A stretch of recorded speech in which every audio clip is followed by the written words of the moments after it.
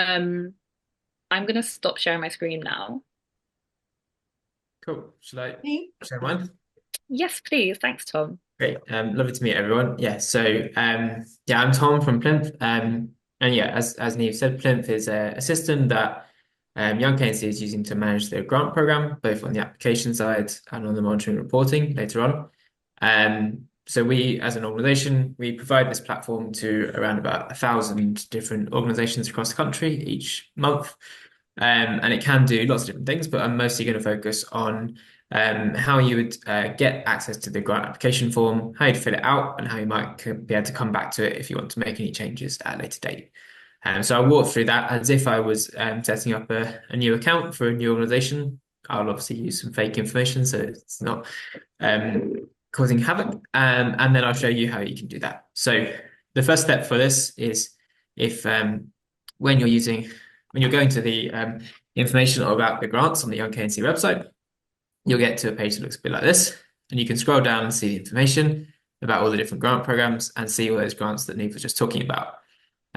If you read this information and you decide which one you're applying for, if you click on this apply button, it's going to take you to a page on Plinth.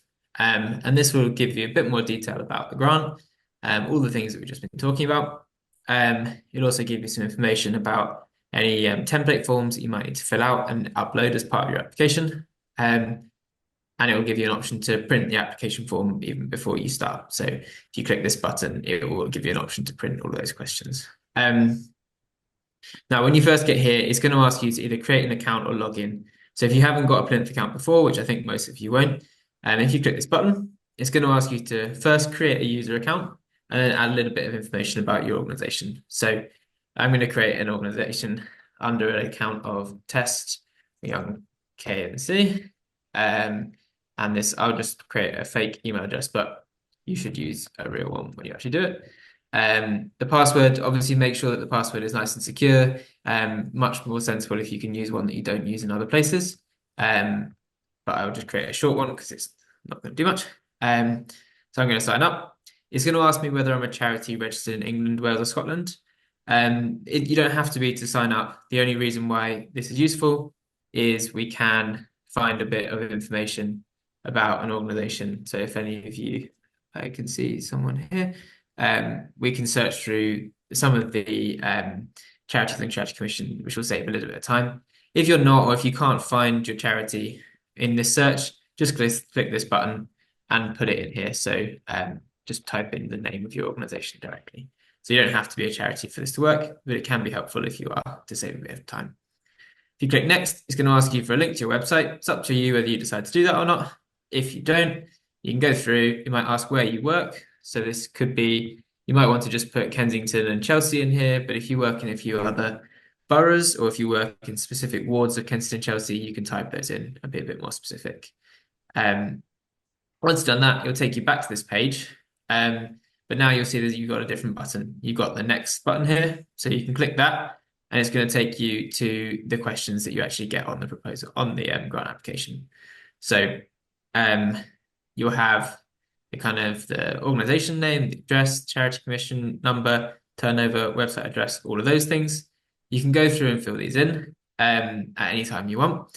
As you type in names in here, so it's not going to let me click next because I'm not going to type them all in. It will save some of the things that you've written as soon as you click this save for later button. So if you click that, once you've done a bunch of work, if you click that button, you can come back to it later and all of those answers that you put in will still be there. You can go through all of the questions before you start typing, so you can look through and see all of it. You've got these questions which have a sort of maximum word count.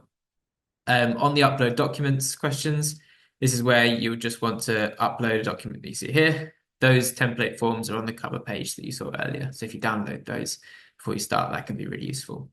If you go through all of these, you'll see all of the questions that you might need to fill out. Some of them are just words, some of them are drop downs, some of them are files, as you can see. There's also a little extra handy feature. If you use Google Docs a lot across your organization, you can click this button and it will export all of the questions into a Google Doc as with any answers that you filled out already. So you can then share that around your team if that's how you kind of like filling out these applications. When you get to the final page, you'll have the option to fill out this declaration that you understand that all of these things you've written are true and that you're aware of the consequences of serious misrepresentation and all these other things. And then there's a submit button. So you'll need to submit that as it says before the deadline. And if after that deadline, you won't be able to submit anymore. Once you've submitted, you'll be able to print all of your answers. So you'll be taken to a page that looks a bit like this, where you can click print, and you can get everything and you can save it as a PDF. You'll also be sent a confirmation email with a link to that when you submit.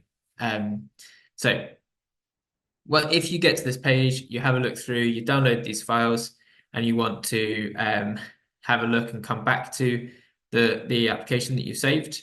Once you save it, I'll just quickly turn this on. It will show up on this tab here. So as soon as I've done a save, let me demonstrate that quickly. So if I just type in some nonsense for all of these, and sorry that you have to deal with this later.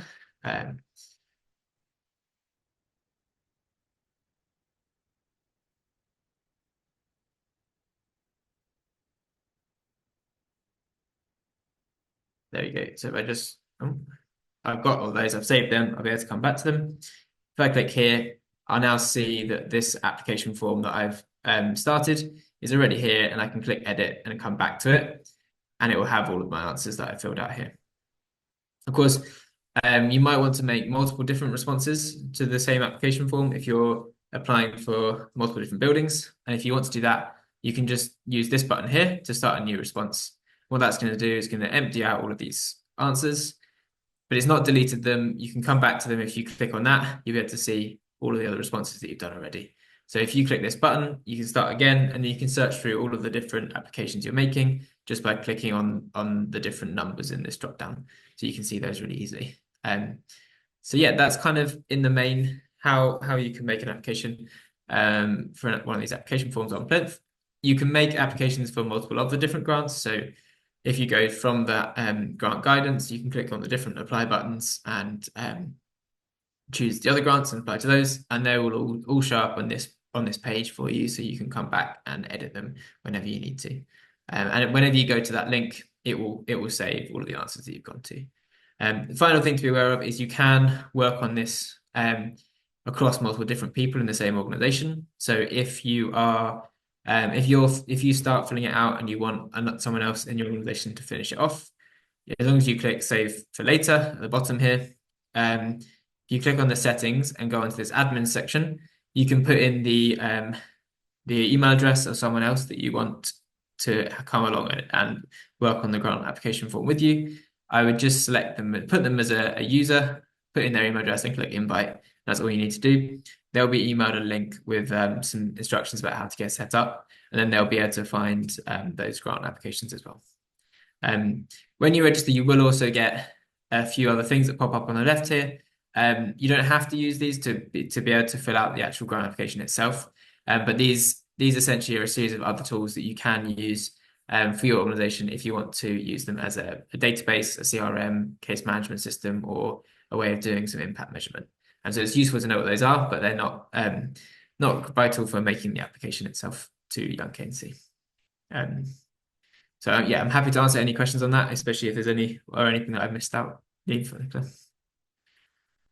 Um, just one other thing, if you do already have a Plinth account, which I think a couple of people on the call might do, you don't need to create a new one to do this. You can just log in with the existing one that you've already got, which will hopefully be quite clear on the application form when you do it.